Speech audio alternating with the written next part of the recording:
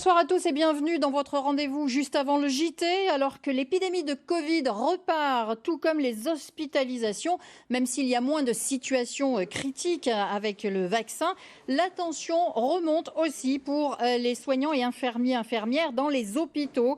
Au moment même où la région Provence-Alpes-Côte d'Azur annonce libérer plus de places pour former les futurs soignants.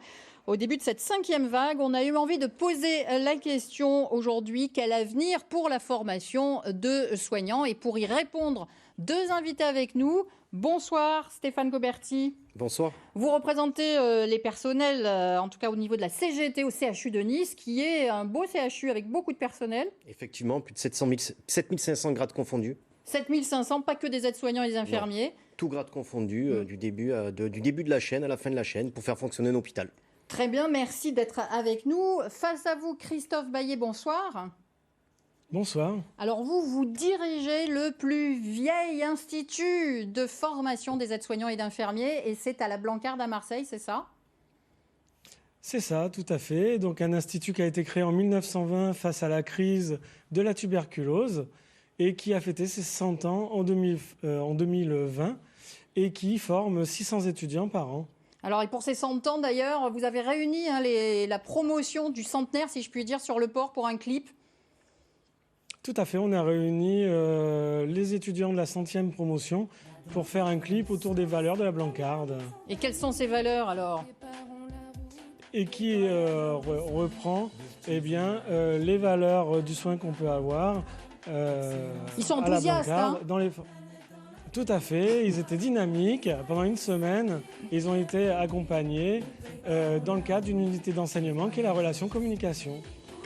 Alors ça fait du bien de voir ces images, mais elles vont peut-être un peu contraster aussi avec la situation telle qu'elle s'annonce. Pour en parler rapidement, cette courte interview du professeur Michel Carles, il est responsable du service infectiologie à Nice, et il nous dit que la situation pourrait devenir un peu critique si effectivement il y a de nouveau des soucis. On l'écoute. Notre système hospitalier reste très fragile et que cette augmentation, même limitée de cas, a des effets de tension sur le système hospitalier en raison de la crise des soignants qui sont en nombre insuffisant, avec des moyens hospitaliers qui restent insuffisants si jamais on voit une réaugmentation plus importante des cas hospitalisés à cause du Covid. Stéphane Goberti, cette situation aujourd'hui, elle est assez inédite. Encore maintenant, vous avez des personnels soignants qui, malgré tout ce qui s'est passé précédemment, se disent peut-être que je vais quitter le navire. Oui, tout à fait. Je crois qu'aujourd'hui, on assiste à une situation inédite. Le personnel soignant est fatigué, le personnel soignant est épuisé et il y a beaucoup de fuites des personnels. Le gouvernement n'a pas été à la hauteur, que ce soit sur le plan Ségur et surtout sur la façon dont il a obligé le personnel soignant, la contrainte du vaccin. C'est très très mal passé et de là, il y a une fuite énorme du personnel. Avec, vous me disiez, donc des situations que vous ne connaissiez pas, des gens qui veulent changer de vie. Oui, du tout au tout. On a des infirmiers aujourd'hui, des infirmiers anesthésistes qui viennent nous voir pour aller dans des centres de formation et changer totalement de vie. On est même parti sur des métiers techniques, chose qu'on ne voyait pas il y a quelques années en arrière. Alors, face à vous, on a celui qui forme les futurs soignants. Est-ce que depuis cette crise sanitaire, est-ce que ça a créé des vocations chez les jeunes ou à contrario, est-ce que ça leur fait peur ? J'ai envie de dire que c'est les deux à la fois. Donc ça a créé des vocations chez certaines personnes et à la fois certaines peurs chez d'autres. De dire que ça a que créé des vocations, je pense que ce n'est pas le cas. Bon, malgré tout, les deux métiers restent encore très demandés en termes de formation, puisque sur les infirmiers, on a encore quand même sur la région 10 000 demandes pour infirmiers sur Parcoursup, et les aides-soignants, on a encore, en tout cas, un nombre important qui demande à rentrer dans la formation d'aide-soignants. Alors justement, pour savoir comment on rentre dans cette formation, c'est vrai qu'il y a eu une volonté de rendre les choses plus attractives et notamment pour créer ces fameuses vocations. C'est Emmanuel Félix qui va nous expliquer cette compétence qui dépend de la région, je crois, Emmanuel.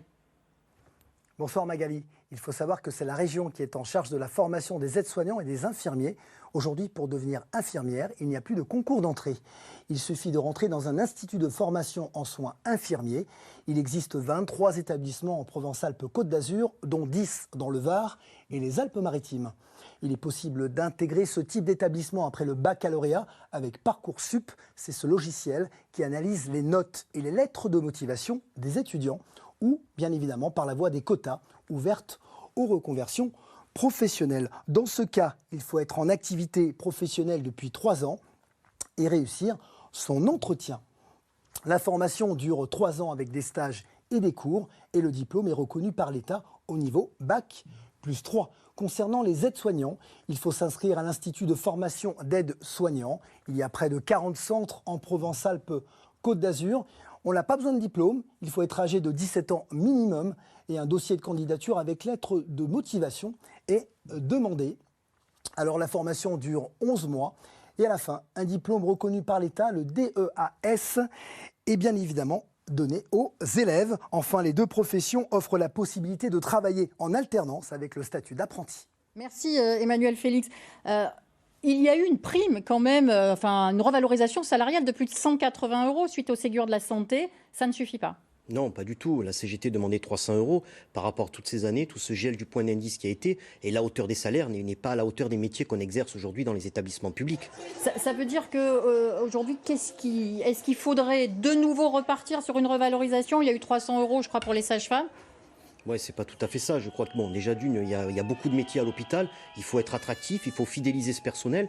Et je crois que si demain on veut fidéliser ce personnel, il faut repartir sur une négociation avec le gouvernement, avec une nouvelle augmentation de salaire, pour vraiment avoir un hôpital public digne de ce nom, quoi. Quand on parle d'attractivité, Christophe Baillet, qu'est-ce que vous leur dites à ces jeunes? Je crois qu'on a effectivement décidé qu'il n'y ait plus de concours pour qu'il y ait plus facilement des candidatures directement pour devenir infirmier. Est-ce que ça a changé quelque chose? Donc la difficulté de la suppression des sélections, bon après c'est pas une suppression totale quand même parce qu'il y a un oral et un dossier, on va dire que ça a suscité des personnes à aller vers les métiers du soin. Cependant, une fois qu'ils rentrent, on a aussi des abandons, des interruptions, des difficultés à faire face parce que les conditions de travail sont de plus en plus compliquées et beaucoup d'idées reçues sur le métier d'infirmier, une idéalisation de la profession dans le prendre soin et malheureusement le fonctionnement d'aujourd'hui n'est pas dans cette idée d'idéalisation qu'ont les étudiants de cela. Par contre, pour le Ségur, je tiens juste à préciser qu'il n'est pas appliqué dans tous les secteurs. On a tendance à parler du Ségur envers tous les soignants. Il a été appliqué sur certains secteurs et pas sur les secteurs, par exemple, médico-sociaux. Bon, après, il y a des accords là qui ont été mis en place à partir de janvier. Mais il reste des établissements qui ne touchent toujours pas le Ségur. Entre autres, dont les IFSI privés. Donc, effectivement, ceux qui enseignent aussi et qui préparent les futurs soignants. Qu'est-ce que, j'allais dire, vous leur dites, vous, à vos collègues, pour peut-être qu'ils restent, parce que la situation le nécessite, et vous, Christophe Baillet, pour qu'ils considèrent que ce métier est attractif? Oui, je crois qu'on doit avoir un véritable ascenseur social au sein des établissements. Il faut augmenter absolument le nombre de bourses promotionnelles pour qu'à l'intérieur des établissements, quand ces soignants partent en formation professionnelle, déjà après, ils doivent un certain nombre d'années, ce qui va les fidéliser. Ouais. Mais aujourd'hui, on a trop peu de places. Il faut absolument que le conseil régional mette la main à la poche, qu'on ait des budgets supplémentaires pour ouvrir plus de places et qu'on puisse former plus de personnes à l'intérieur de nos établissements. Oui, mais là, la région a ouvert donc plus de places dans les établissements pour pouvoir former plus et a ouvert aussi, je pense, une centaine de places dans le cadre d'un apprentissage, c'est ça ? Oui, tout à fait. En fin de compte, les places ont été augmentées clairement. Après, derrière, il faut que nous, les instituts de formation, on puisse suivre aussi au niveau logistique, au niveau sécurité, au niveau accompagnement et les stages aussi. Actuellement, on a parlé tout à l'heure des conditions de travail, mais il est difficile maintenant pour les professionnels de terrain à la fois d'accompagner les futurs soignants et à la fois de faire leur travail au quotidien. Qu'est-ce qui manque ? Donc le nombre de... clairement, de temps, de personnel, d'organisation. Vous êtes en train de dire qu'il manque aussi des personnes pour les former ou pour les accueillir en stage dans les structures ? Sur les structures, parce que malgré tout, par rapport au nombre de places, derrière, il faut suffisamment de services pour accueillir ces étudiants. Et là, on se retrouve dans certains services à accueillir parfois jusqu'à 10 étudiants. Ouais, c'est un effet inversé. Je vous propose de voir un extrait d'un reportage qu'on avait consacré à l'un des centres de formation. Alors là, il s'agit d'aides-soignants et on en reparle tout de suite après. Comment ça va aujourd'hui? Bonjour Ameline. Vous allez bien? Ça va, mais j'ai pas passé une très bonne nuit. Je me sens un petit peu fatiguée. La voix, c'est celle de Sylvie Le Charbonnier. 25 ans auprès des patients, aujourd'hui formatrice, elle nourrit des scénarios de son expérience et de complications qu'elle pilote par informatique. À partir d'un scénario préétabli dans les grandes lignes, moi je peux faire intervenir différents paramètres, soit sur le scope, soit sur les bruitages des mannequins, qui vont surprendre l'étudiant et qui vont lui faire travailler sa réflexion par rapport à ce qui se passe. Qu'est-ce qui se passe, Madame Martin?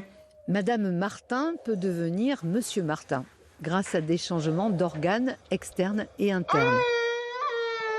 C'est presque fini. Les exercices sont enregistrés. Et après chaque séance, les gestes, les comportements sont revus, commentés. Une préparation avant de rencontrer Madame ou Monsieur Martin en chair et en os. Christophe Baillet, vous formez aussi des aides-soignants. Là, comment ça se passe? Est-ce qu'il y a assez de candidats? Donc sur la Blancarde, il y a suffisamment de candidats à ce jour, mais sur nombreux établissements, les quotas ne sont pas atteints au regard du manque de candidats, ou en tout cas de candidats susceptibles de rentrer en formation. Et c'est d'autant plus dommageable, vous me disiez, que parfois il y a des infirmiers qui veulent devenir, il y a des personnes qui veulent devenir infirmières ou infirmiers et qui passent par l'aide-soignant, par cette profession. Oui. Donc là, il y a l'augmentation, en effet, beaucoup de demandes qui rentrent aides-soignants, mais parce que c'est une suite de Parcoursup, c'est-à-dire les gens qui n'ont pas réussi Parcoursup, qui demandent à rentrer en formation d'aide-soignant et pour après être infirmiers. Donc en fait, on a des gens qui rentrent en formation, mais pas spécialement pour exercer sur le terrain, alors qu'il y a des besoins et en hospitalier et en médico-social. Oui, donc on voit des images d'illustration sans masque, elles ont été tournées avant la crise sanitaire, je le répète. Pour vous, pour que les aides-soignants soient plus nombreux, qu'est-ce que vous avez comme message? Il faut augmenter les quotas dans les instituts et il faut augmenter surtout les bourses promotionnelles à l'intérieur de l'hôpital pour qu'on puisse former nos agents hospitaliers sur cette profession d'aide-soignant dont on manque terriblement aujourd'hui. Qu'est-ce que c'est une bourse promotionnelle? Ça permet de poursuivre son étude pendant 11 mois, comme l'a dit votre reportage, en ayant le salaire qui est maintenu. Et ensuite, on fidélise le salarié, puisqu'il doit 3 fois les 11 mois, 33 mois, à l'institution. Donc au moins, on est attractif et on a le plan de fidélisation qui court derrière. Alors après, j'ai envie de vous poser une dernière question. Il nous reste 1 minute à tous les deux. On nous dit qu'effectivement, dans ces jeunes générations, il y a beaucoup qui vont partir dans les infirmiers vers le libéral parce que ça rapporte plus, parce qu'il faut moins effectivement d'astreintes. Peut-être pour les aides-soignants aussi, la complexité de s'adapter à des situations difficile. Quel est le message à faire passer pour que, malgré tout, ça fonctionne, ce système? Donc le libéral n'est pas spécialement une solution, c'est surtout qu'on est face à une nouvelle génération qui veut être autonome. Il y a également le refus de plus en plus de jeunes des CDI, qui cherchent plutôt du CDD, et qui souhaitent plutôt une autonomie, se faire plaisir, s'engager quand ils veulent, où ils veulent. Et le métier, par contre, le permet par sa diversité et par le plaisir. Donc le message, forcément, pour le rendre attractif, on a bien compris. L'augmentation de salaire. Revalorisation, reconnaissance. Bien sûr. Merci à tous les deux d'être venus nous parler chacun de ces belles professions d'aides-soignants et d'infirmiers. Demain, nous évoquerons l'avenir des stations de ski de moyenne montagne qui sont obligées de se diversifier pour survivre. L'information de proximité continue sur votre antenne Provence-Alpes-Côte d'Azur. Merci, à bientôt. Bonsoir messieurs.